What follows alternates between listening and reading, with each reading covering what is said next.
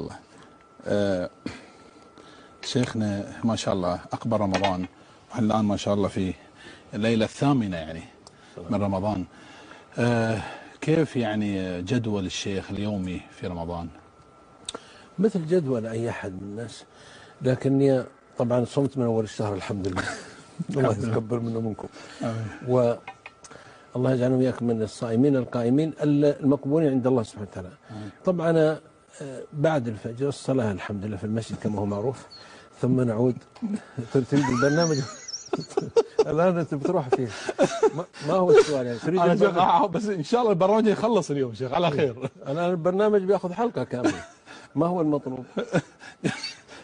جدولك اليومي. ما شاء الله تبارك.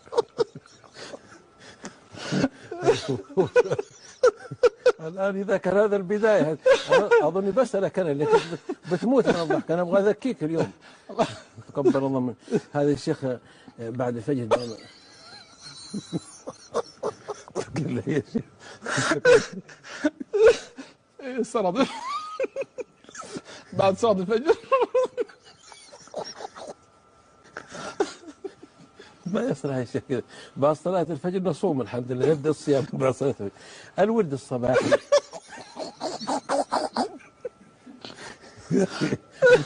انت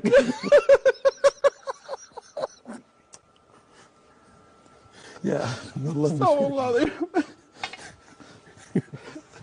طيب انا كنت اخاف من هذا. طيب انت كلمتني الى سؤال ثاني، بدك اسالك انت ما هو برنامجك انت شيخ؟ برامج زين خليك يومي برامج تلفزيوني. عندك برنامج مع الشيخ مسفر؟